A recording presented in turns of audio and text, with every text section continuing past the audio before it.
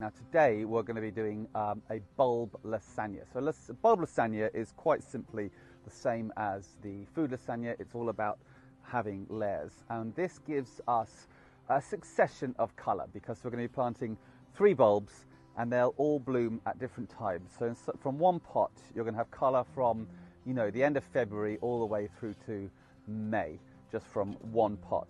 It is starting to get very wet. I'm here with my little assistant. So the first step is really to start with a fairly deep pot. Tulips have actually got quite long roots, so you don't want to put it in anything too shallow. So we're going to go with 3 layers. I think that's probably the most you can do. A lot of other people say put 4 or 5, but I've found that gets too congested. You're more likely to get tulip blight. You're more likely to, it's just not enough soil for all those bulbs. So I think 3 is the magic number, and we're going to start with tulips at the bottom, then we're going to have daffodils, and then we're going to have crocus at the top. So the first thing we need to do is mix up our compost. So I've got peat-free compost here, and then I've also got agricultural grit, and the golden ratio is about 3/4 compost to 1/4 grit. So I'm actually going to just mix it in the pot, and I'm going to start pouring it in and then just mixing it up. Now you can just mix it in a separate container. I'm happy doing it this way around. So we're going to stop there, and that's about 8 inches. We're going to start putting our first layer, and that's the tulips. Now we're going for 3 different tulips. We had a debate, didn't we? And my daughter wanted Blushing Lady, which is a beautiful, tall, orangey, creamy one. And so we're just going to pop these in, obviously pointing them the pointy side up, and we're just going to spread them round. You can put them in fairly tight. You don't have to, you want a big crash of colour, so you want them fairly tight, but the key thing is just not to get them touching, because if one's got blight, it would pass it on to the next. So we're just going to squeeze them in, and then we're also going for Ballerina, which is a really lovely deep orangey one. So we're going to put a few ballerinas in, squeeze one in there, squeeze one in there, and then lastly we're going for black parrots. Do you want to put some black parrots in? Now black parrot is a very dark maroony one, so just squeeze them in, but make sure they don't touch each other. So we've got 3 tulips in there. You could just go with 2, or you could just go with 1, but they're going to have different colours. And now we're going to just cover it with, you just literally just need to cover them. Now they're going to grow to 45 centimetres. They're going to be coming up to here.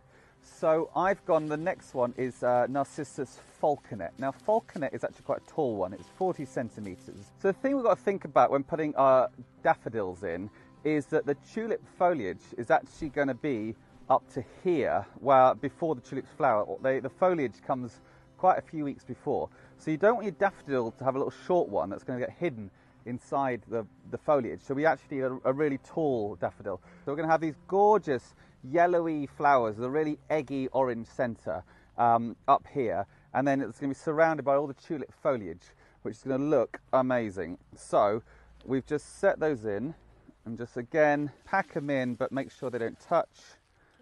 One there, one there. There we are. And then again we're just going to cover them, and what's amazing is they will just grow around each other. So as they come up, they'll bump into the next one. And we're putting grit in because they like drainage. They hate to sit in wet, soggy soil. Right, so we're just going to give that a little push down. And we're going to finish with Crocus Pickwick. Crocus, they're a gorgeous crocus. They're kind of white with a purple kind of vein, purple flashes to it. And we're going to lie those on top, and they'll come up in about February. So we're just going to lay the crocus on the top, and they'll be the first ones to come up in about February. So we're going to have these from February, then daffodils March, April-y time, and then April, May, hopefully the tulips. You could then put something like wallflowers or something into the top here, but I'm going to just put these away behind the shed and bring them out when they are starting to bloom. And another thing is you could put these in the greenhouse, and that would force the crocuses on and bring them on around Christmas time if you want. Then the last thing I do is I just cover the top with grit. Now, that does a couple of things. It just keeps it all in there. It stops squirrels and stuff digging in. And it also, when rain splashes on it, it just stops it getting all messy and dirty and just keeps it a little neater. So, there we are.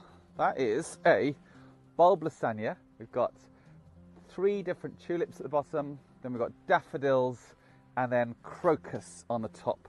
And they will give us colour all the way through the spring.